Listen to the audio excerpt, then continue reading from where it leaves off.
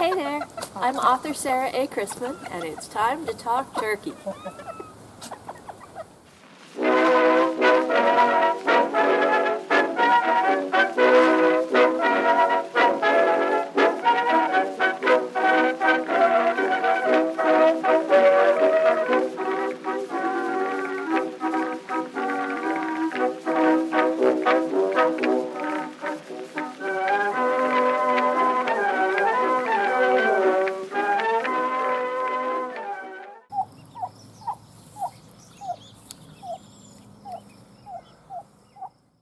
The turkey is a quintessentially American bird. Turkeys are native to the Americas, and they didn't exist in the Old World until explorers brought them home as part of the late 15th and then 16th century bonanza generally called the Columbian Exchange.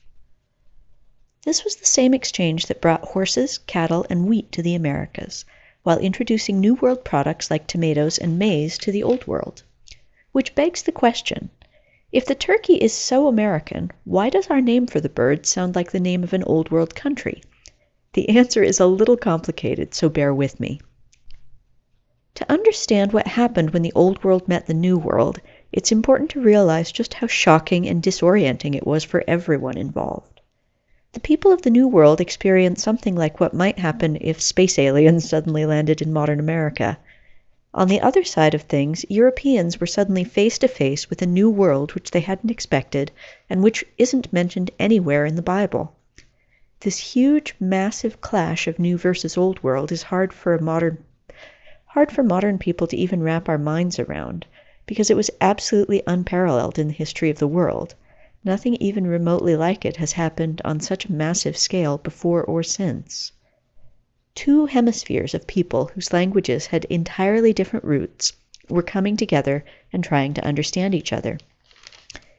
Beyond this huge difference between the New and the Old Worlds, we have to remember that within each of these there was a greater subdivision of cultures and languages. Just looking at the first 3 ships to reach the Americas, the famous Nina, Pinta, and Santa Maria, we see Spanish ships commanded by the Italian Christopher Columbus, and that summary doesn't even begin to take into account the diversity of the crew, let alone the later explorers or the almost unfathomable diversity of cultures amongst the New World tribes, nations, and empires. Trying to appreciate the massive kaleidoscope of cultures involved in the Columbian Exchange is enough to make one dizzy, and they all had to suddenly come up with names for all the new animals, plants, places, and products they were suddenly encountering.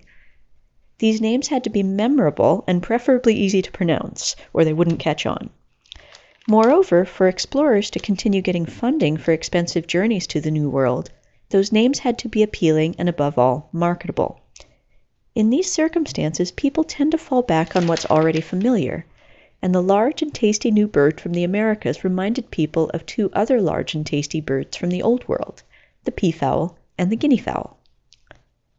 From an archaeological perspective, peafowl come from India and guinea fowl are African. From the perspective of human history, though, both birds have been familiar to Western Europe for a very long time. After all, when the ancient Greeks were creating the foundations of Western civilization as we know it, the peacock with its resplendent tail was already the patron animal of Hera, queen of the gods. There was a vague cultural memory that both the peafowl and the guinea fowl had come from somewhere far off and exotic. And since the land that is now modern-day Turkey was long the gateway to all things exotic, for centuries both the peafowl and the guinea fowl were commonly called turkey birds. They were both roasted for high-class feasts from ancient times through the Middle Ages, and when the big new American bird arrived on the scene with its spreading tail like a peacock's and its large body like a guinea fowl, it entered the ranks of turkey birds, which at the time was a general term for an exotic feast bird. The question of when the turkey was domesticated is, if anything, even more complicated than the issue of why we call them turkeys. Depending on which source one believes, the domestication of the turkey might have been a fairly recent phenomenon at the time of first contact, or turkeys might have been raised by humans for anything up to 2,000 years before first contact. This wide divergence of opinion boils down to 2 different schools of thought about the pre-contact Americas.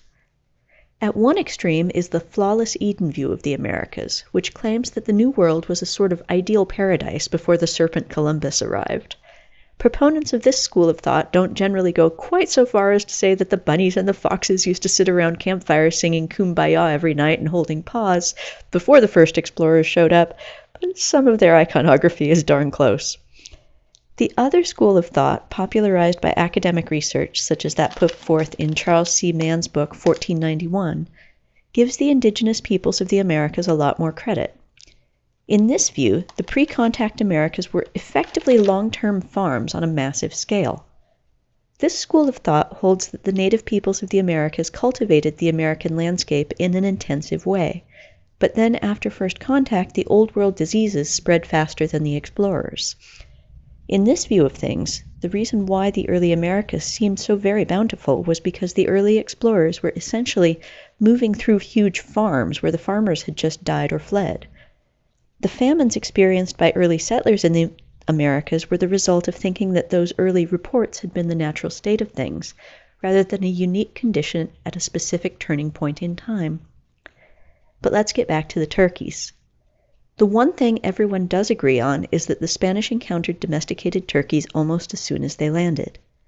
They recorded that the turkeys raised by the Aztecs were smaller than the turkeys living wild in the forests, and proponents of the idyllic Eden school of thought cite this as evidence that turkeys had been domesticated fairly recently, because it's common in the domestication process for recently tamed animals to be smaller than their wild counterparts.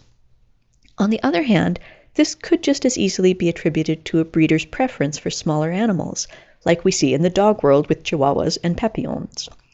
So it's pretty hard to judge the age of domestication this way. Looking at so-called wild turkeys of the early contact days of the Americas doesn't make things much clearer. The earliest written records from the settlements along the eastern seaboard of what's now the United States report enormous flocks of wild turkeys with no fear at all of man.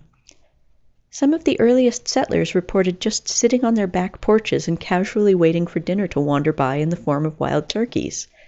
The America as Untouched Eden school of thought compares scenes like this to descriptions of places like the Galapagos Islands, where animals have never been hunted and thus never learned to fear man. On the other hand, it may very well be that the reason these huge flocks of turkeys seemed so tame was because they weren't wild at all. Anyone who's spent time with domesticated animals has seen how comfortable they can be around humans, especially around feeding time, and most especially of all if something has happened to disrupt their usual feeding schedule. The 1491 school of thought contends that these so-called wild turkeys were actually feral or even tame turkeys whose feeding time was overdue.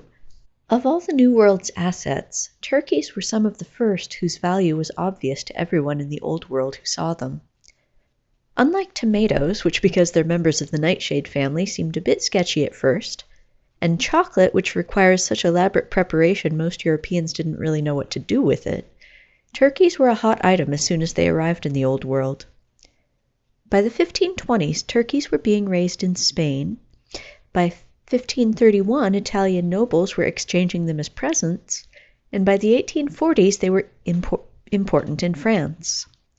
They went so quickly from being an upper-class luxury to being a bird for the masses that in 1557, Venice tried to pass a sumptuary law restricting their consumption, but it didn't work. Europe had gone mad for turkeys. As more and more turkeys were bred, the price dropped lower and lower, until by 1572 in London, a tom turkey cost less than a capon. Yes, you heard that right. A turkey cost less than a chicken. Certain kinds of chickens, anyways. Because of their cheapness, in many families a Christmas turkey replaced the traditional Christmas goose, and this practice was so widespread by the Victorian era that in Charles Dickens' A Christmas Carol, which could well be in the running for the most quintessentially English of Christmas stories, when the penitent Scrooge resolves to treat the Cratchit family to a feast, he doesn't buy them a goose or a ham, English traditions of Christmases past, but rather he buys them a prize-winning turkey, twice the size of Tiny Tim. In America, of course, the feast's so inseparable from turkeys that it's informally known as Turkey Day is our national holiday of Thanksgiving. Originally a strictly New England holiday, in the 19th century it became a celebration for all Americans. This was largely due to the efforts of the editor of Goody's Lady's Book, Sarah Josepha Hale, and amongst other things, the celebration was intended to heal the rifts caused by the American Civil War. As time went on, Thanksgiving became even more than a feast, more than a time of healing. It became a celebration of our national identity. From the 1880s and on into the early 20th century, there were so many immigrants of such diverse backgrounds arriving in America that we needed a unifying story to tie us together.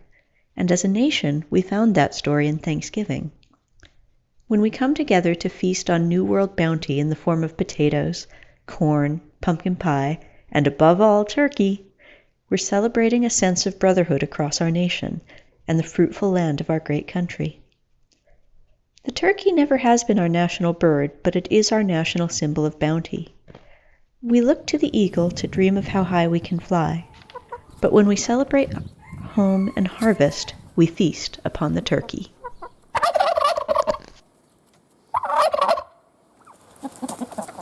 Thank you for watching today. I hope you enjoyed this video. If you did, remember to give it a nice thumbs up, and remember to tell your friends about my books.